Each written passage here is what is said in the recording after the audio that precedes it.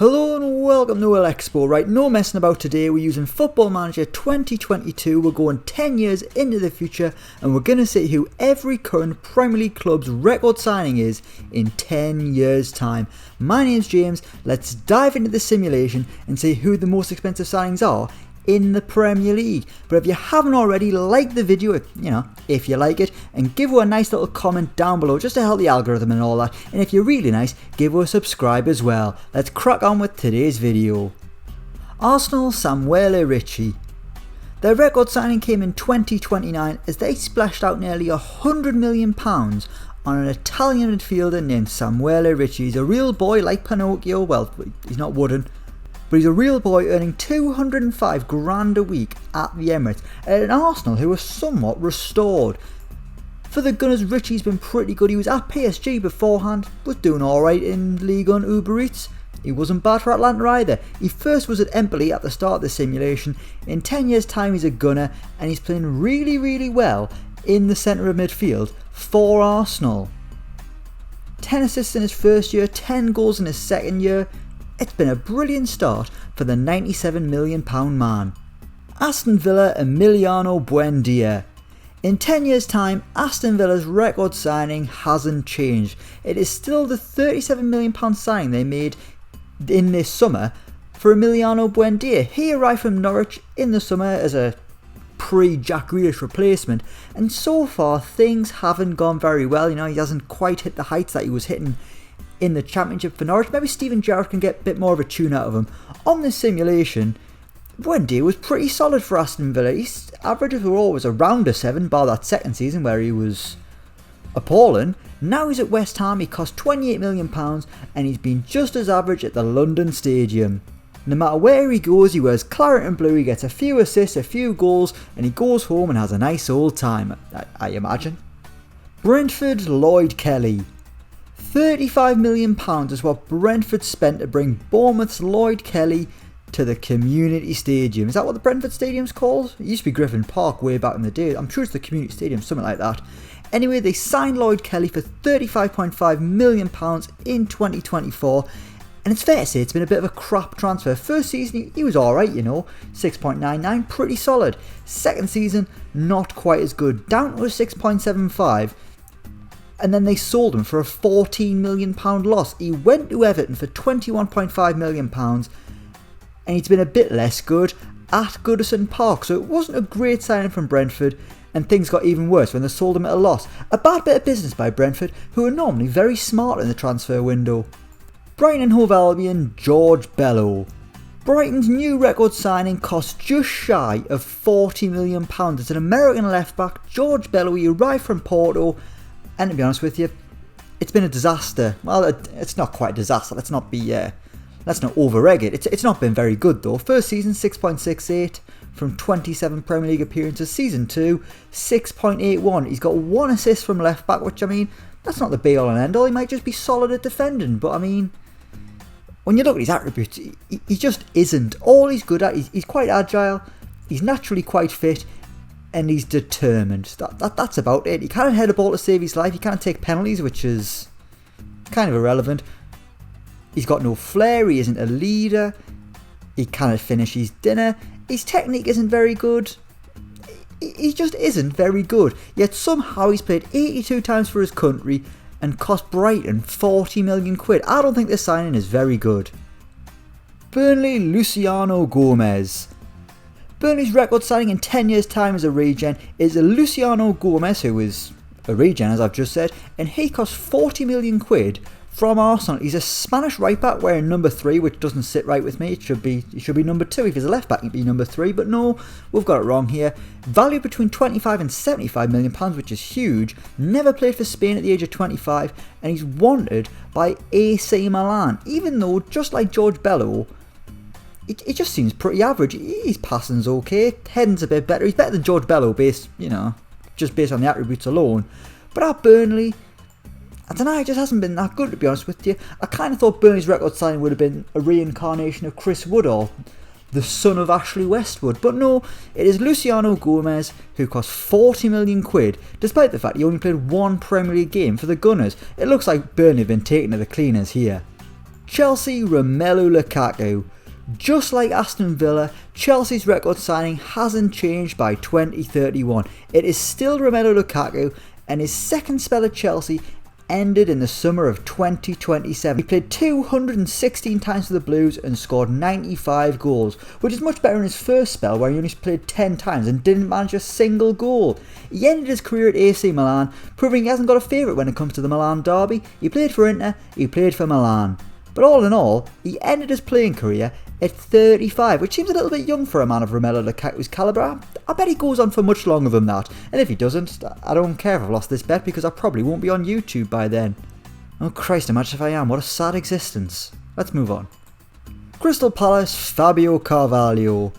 He's one of the young stars at Fulham right now, but in 10 years time, he cost Crystal Palace £34.6 million from Sheffield United, and they had to send a player the other way, so I mean, it could have cost them even more. It hasn't mattered though, because in his first and what looks like could be his only season at Selhurst Park, Crystal Palace were relegated. They came rock bottom. He scored 2 goals, 2 assists, and he is wanted by Burnley. So maybe he could have joined, what was he even called? That Spanish regen at Turf Moor. Maybe when they sell him to AC Milan, they can use the money on Fabio Carvalho.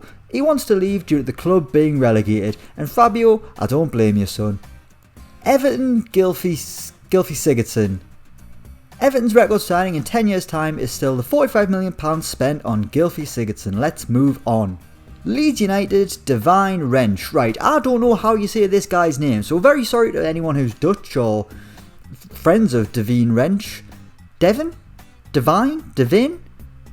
Wrench?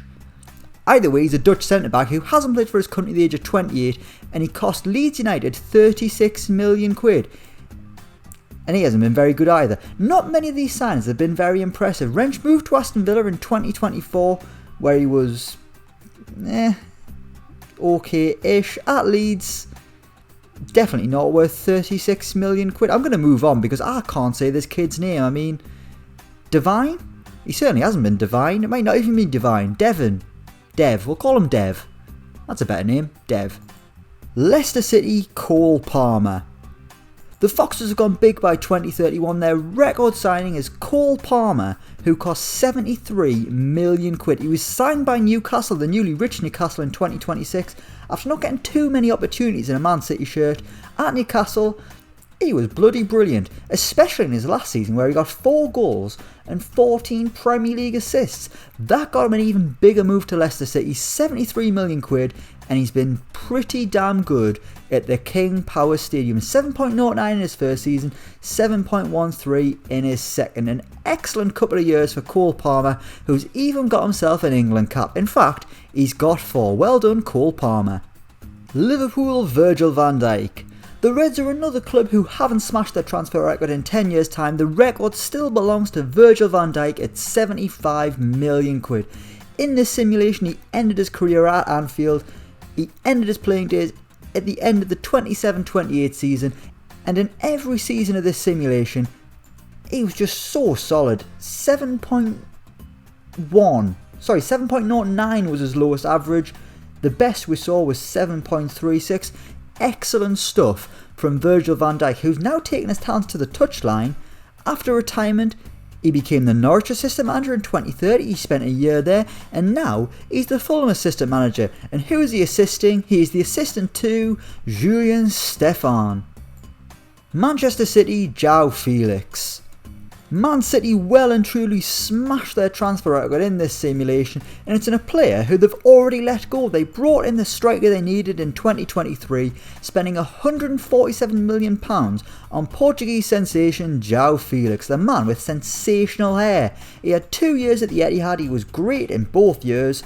18 goals in his first season, 16 in his second, and after that, he was on the move again. Man City made a profit, £177 million, taking João Felix from Manchester City to Bayern Munich. If you thought he was good at the Etihad, he's been even better in Germany. Every season, averages have been sensational. He's hitting big goals in the Bundesliga, and he's earning a huge £400,000 a week. That's a frightening amount of money. I might not even make that in a lifetime. Manchester United, Wesley Fofana.